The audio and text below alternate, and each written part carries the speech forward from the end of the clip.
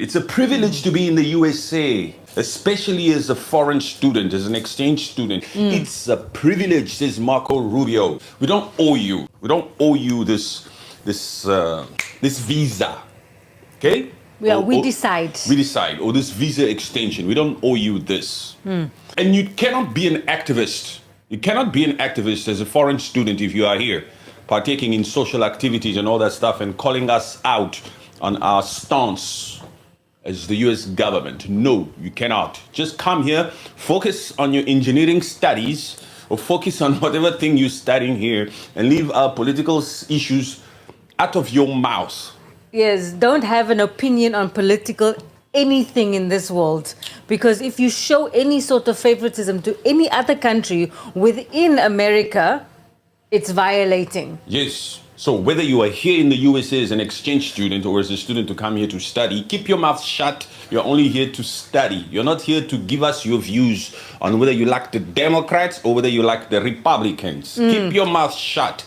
And if you are still currently in your home country, in your Africa, or in your Middle East, your China, in your communist country, and you have aspirations of coming to the USA to study as a young man, you, my friend, must shut your mouth from there, okay?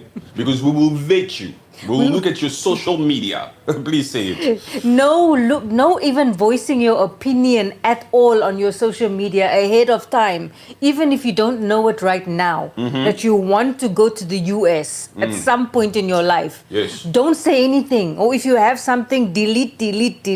Yes. Make sure that as you use your social media out there, you don't talk negatively about the United States if you want to come and study here.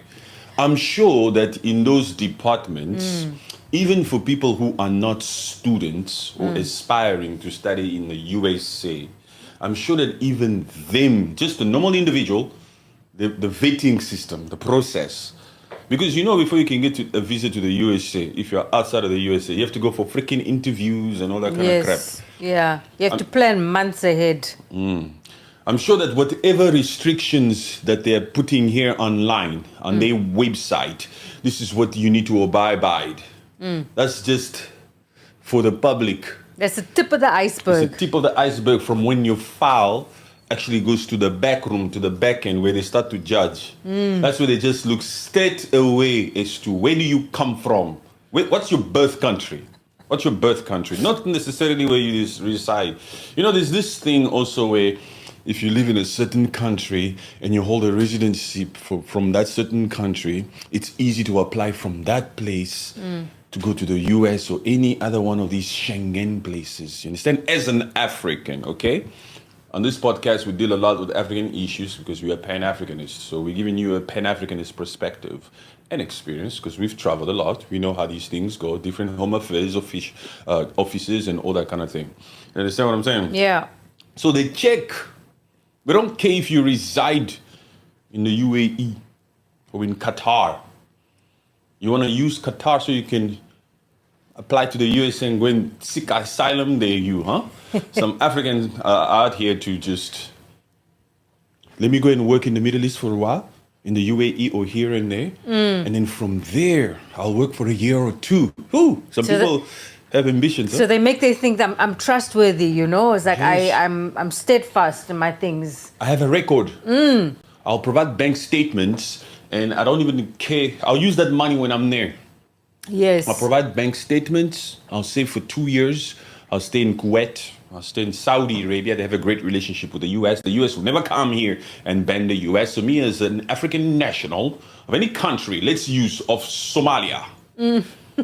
I'll try to apply from Saudi. I'll show that I have a permanent residence, a working permit of Saudi. Yes. That should work in my favor to tell the US officials at their embassy that I don't intend to forever live in the US. I have a great job in Saudi, or in the UAE, or in Qatar.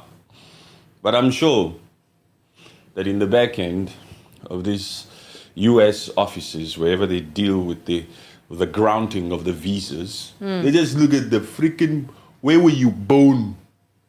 Where was this individual born? Yes. And they don't even care so much. They look at that passport. Yes, it's a South African passport.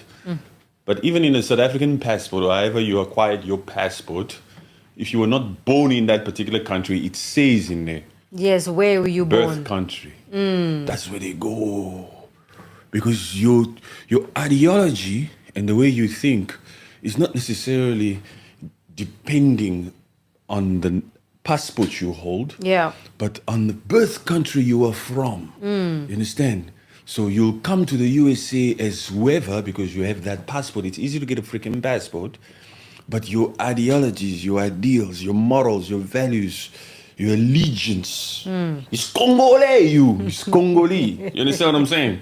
You're thinking everything is Congolese. Oh, it's from Libya. Let's use countries that they've already put restrictions on. Oh, it's from Libya. It's from Equatorial Guinea. It's from Afghanistan. From Iran. It's from Iran. It's from Somalia.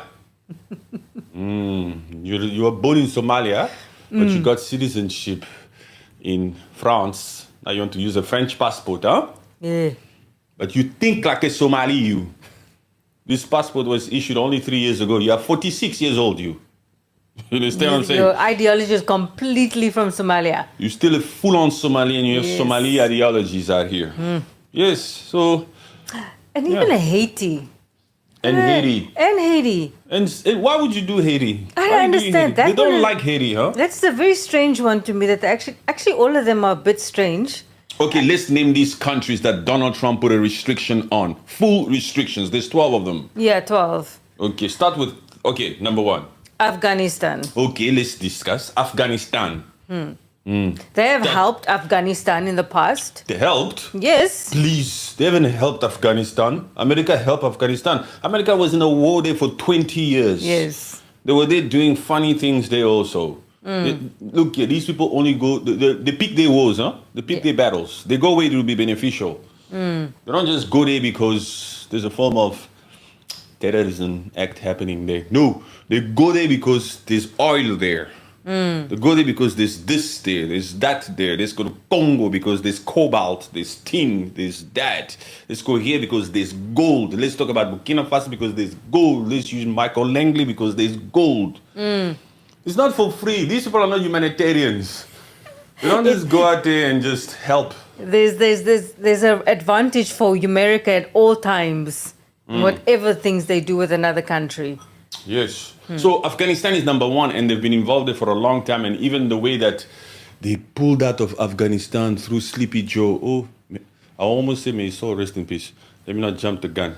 Because he was diagnosed. Yes, Funny yes. fun fact about that. Donald Trump actually came out here saying, I couldn't care less. I knew there was something wrong with it or something. No, he said that man has done terrible things in his life. So I'm sorry, I can't feel sorry for him. Basically, I'm paraphrasing here. Basically, I can't do anything. I can't feel sorry for this guy because he's done a lot of terrible things in his life. You understand what I'm saying?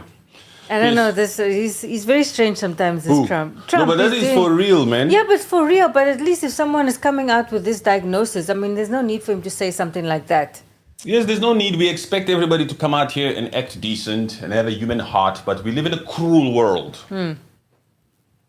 I don't know what kind of world you people living in, but the world I live in, there's a lot of cruel people, evil hearts out here. They don't care about people. So that's Afghanistan. What's the second country? Myanmar. Myanmar. Don't you people need laborers? These Myanmar people are hardworking people. Yes. They can come there to the US and work in hospitality industries and stuff, you know?